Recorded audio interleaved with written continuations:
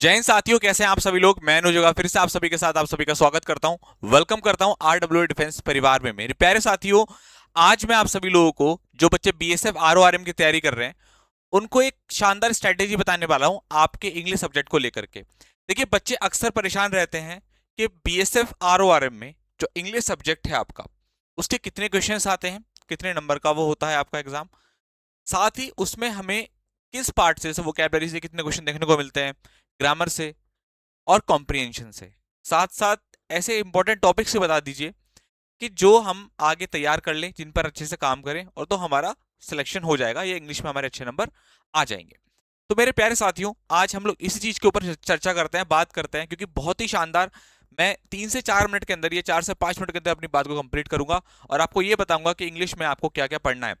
एक बात को बहुत अच्छे से सुन लीजिए कि मैंने आपको जो एग्जाम एनालिसिस किया है यहाँ पर, और आपको जो पैटर्न बताने वाला हूँ, वो कोई सिलेबस के हिसाब से नहीं, बल्कि एक बहुत शानदार तरीका है कि प्रीवियस ईयर क्वेश्चंस के आधार पर।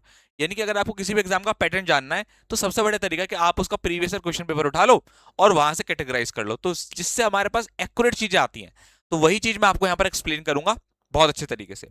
सबसे पहले आप सभी को ये बात बहुत अच्छे से पता है कि हम इंग्लिश को 3 कैटेगरी में डिवाइड करते हैं। एक आपका ग्रामर, दूसरा आपका पैसेज जिसको आप कॉम्प्रिहेंशन बोलते हैं, और तीसरा आपका होता है वोकैबुलरी। बहुत बहुत आसान तरीके से आपको यहां पर इलेबोरेट कर रहा हूं। आपको ये बात अच्छे से पता है कि इंग्लिश बीएसएफ आरओआरएम के एग्जाम में 10 क्वेश्चन आते हैं और एक क्वेश्चन 2 नंबर का होता है। एक क्वेश्चन आपका 2 नंबर का होता है। इस तरीके से 20 मार्क्स, 20 मार्क्स की आपकी टोटल इंग्लिश आती है। और ये वो पार्ट है जो स्कोरिंग होता है, जहां से आप अपना जो है 10 में से अगर आप 7 क्वेश्चन 8 क्वेश्चन सही कर लेते हैं, तो आपके 16 नंबर, 18 नंबर, बच्चों के 20-20 क्वेश्चन, 20-20 नंबर ही पूरे पूरे आते हैं, मतलब पूरा पूरा ठीक करके आते हैं बच्चे। ठीक है, तो ये बहुत अच्छा आपका पार्ट है जहां से आप स्कोर कर सकते हैं। तो देखिए, ग्रामर के आपके 2 क्वेश्चन देखने को मिलेंगे। दो से मतलब हो गया 4 नंबर की ग्रामर, पैसेज के आपके 4 क्वेश्चन, और वोकैबुलरी के आपके 4 क्वेश्चन। अब इसमें एक चीज और भी है, हो सकता है आपके एग्जाम में थोड़ा सा फ्लक्चुएशन आ जाए। हो सकता है वो आपसे ग्रामर के 3 क्वेश्चन पूछ ले, या हो सकता है ग्रामर के एक ही क्वेश्चन पूछ ले। उस चीज को उठा करके यहाँ पर वो आपका जो है वो पैसेज का एक क्वेश्चन बढ़ा दें। जैसे एयरफोर्स में 5 क्वेश्चन आते हैं या नेवी में 5 क्वेश्चन आते हैं, उस तरीके से करते है ना। ये 4 क्वेश्चन का पैसेज आता है, तो जैसे, तो वो प्लस माइनस कर सकता है, लेकिन जो पीवाईक्यू के आधार पर है, वो मैं आपको ये पैटर्न बता रहा हूँ। तो आप देखेंगे कि पैसेज के 4 क्वेश्चन देखने को मिले, यानी कि आपको पैसेज के ऊपर बहुत काम करना है। इसकी भी स्ट्रेटेजी डिस्कस करूंगा। वोकैबुलरी भी आपको अच्छे से करनी है, और ग्रामर में इंपॉर्टेंट टॉपिक्स के ऊपर काम करना है, क्योंकि अगर बहुत ज्यादा समय आप ग्रामर को दोगे, तो आपका वोकैब और पैसेज कमजोर हो जाएगा, है ना। क्योंकि बच्चे क्या सोचते हैं, अरे पैसेज तो अनसीन है, तो इसको बाद में करेंगे, लेकिन ऐसा नहीं करना। आपको पैसेज भी डेली एक लगाते रहो, कहीं से भी कुछ ना कुछ लगाते रहो, चाहे एसएससी का लगा लो, चाहे एयरफोर्स का लगा लो, चाहे नेवी का लगा लो, चाहे आर्मी के, कहीं से भी आप जो है पैसेज का एक ही क्वेश्चन आप लगाते रहें। बाकी आगे जाके हमारे आरडब्ल्यू डिफेंस पर जो आपके सेट स्टार्ट होंगे, प्रैक्टिस सेट स्टार्ट होंगे एग्जाम के पास, तो वहां पर मैं आपको पैसेज करा दिया करूंगा। ठीक है, चलिए, सब चीजें कराऊंगा, वो तो खैर पैसेज क्या सब चीजें कराऊंगा, पर अभी आपको पैटर्न बता रहा हूँ। अब देखेंगे इसमें हमारा जो ये वाला पॉइंट है कि ग्रामर में हमें क्या क्या पढ़ना है। देखिए, वैसे तो बहुत सारे टॉपिक हैं, मगर एक दो क्वेश्चन के लिए ऐसा नहीं कि हम पूरी ग्रामर को ढंग से कर डालें। देखिए, आपके पास समय तो करिए, लेकिन इंपॉर्टेंट टॉपिक को ढंग से करिए। अब बाकी के जो ऐसे कम इंपॉर्टेंट टॉपिक है, उनको एक बार बस देख लीजिए कि भाई इसमें क्या क्या है। तो जो पिछली बार क्वेश्चन आए थे आपके, वो आए थे आपके एडजेक्टिव टॉपिक से।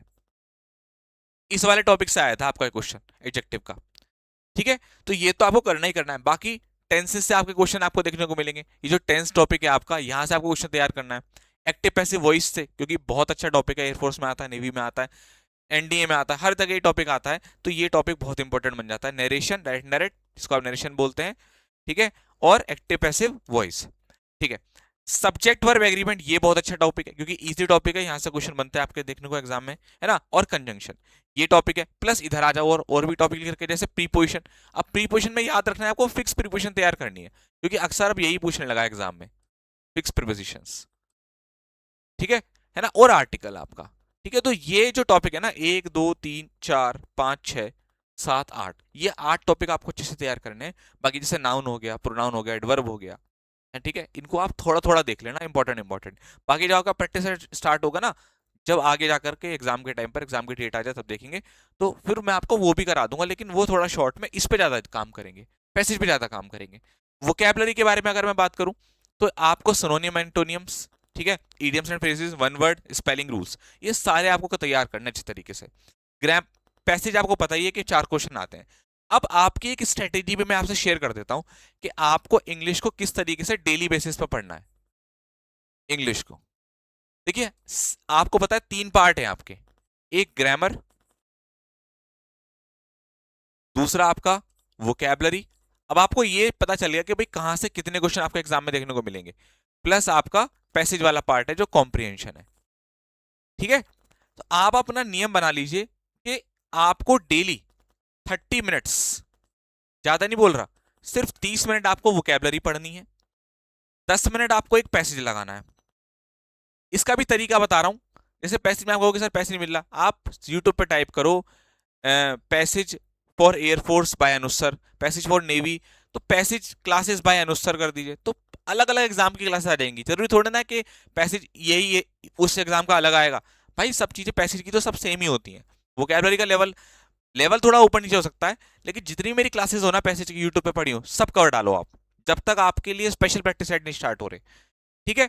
इसी तरीके से आपको वोकैबलरी में भी करना है। वोकैब पर आप यूट्यूब पे सर्च करेंगे वोकैब मंथन, वोकैब मंथन बाय अनुस्सर, तो आपको ना मेरी बहुत सारी क्लासेस नजर आ जाएंगी। तो आप डेली का नियम बना लो कि एक क्लास आपको मेरी करनी है डेली, वोकैब मंथन एक क्लास आप डेली करो। एक प्लेलिस्ट उठा लो, या वोकैब मंथन प्लेलिस्ट यहां लगा दो प्लेलिस्ट, तो आप जो है डेली आपको एक क्लास, ये बता रहा हूं कंटेंट आपको मिलता रहेगा इस तरीके से, ठीक है। और ग्रामर आप, जैसे बहुत सारे बच्चे हमसे एप्लीकेशन में पढ़ते हैं, हो सकता है बच्चे कहीं और भी पढ़ रहे हो। देखो अगर बच्चा कोई तैयारी कर रहा है सीरियस, तो कहीं ना कहीं वो किसी ना किसी चैनल से जुड़ा हुआ है, एप्लीकेशन के पेड कोर्स से जुड़ा हुआ है, कहीं ना कहीं कोई ना कोई तो है।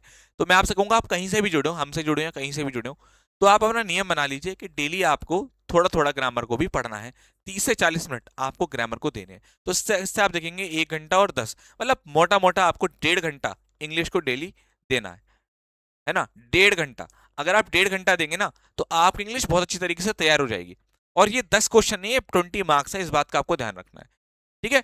बाकी ये है कि भाई जब आपका बीएसएफ आरएम के एग्जाम की एग्जैक्ट डेट आ जाएगी, वैसे तो अभी 1.5-2 महीने हैं, 2 महीने के आसपास, 1.5 से ऊपर मान लीजिए, लेकिन जब एग्जैक्ट डेट आ जाएगी तो हमेशा आरडब्ल्यू आपके साथ रहता है और हमेशा आपको तैयारी कराता है, प्रैक्टिस सेट के माध्यम से हो या मैराथन के माध्यम से हो, तो वो आपको हम लोग कराएंगे। बाकी अपना एक रूटीन बना लीजिए कि डेली आपको एक पैसेज करना है, सोर्सेज मैंने आपको बता दिए हैं कैसे करना है। और ग्रामर के लिए भी आप टॉपिक वाइज पढ़ सकते हैं, चाहे एयरफोर्स की क्लासेस ले लो, चाहे कुछ ले लो, जो बच्चे प्रैक्टिस कर रहे हैं। बाकी जो पेड बैच में बिजी हैं, वो पहले अपना सिलेबस कंप्लीट करो, पहले आपका टारगेट हो सिलेबस कंप्लीट करना, देन आप जो है वो प्रैक्टिस पर आना, तब तक हम आपकी प्रैक्टिस भी चालू करा देंगे आगे जाकर, ठीक है भाई। तो ये चीज का आपको ध्यान रखना है, इस पर फोकस करना है, इस चीज को ध्यान रखिए। बहुत सिंपल तरीके से आपको मैंने पैटर्न आपका बताया, ठीक है। उम्मीद करता हूं प्यारे बच्चों आपको वीडियो अच्छा लगा होगा। कमेंट करके जरूर बताना कि आपको जो मैंने ये वीडियो शेयर किया है वो आपको कैसा लगा। Thank you so much, love you all, जय हिंद।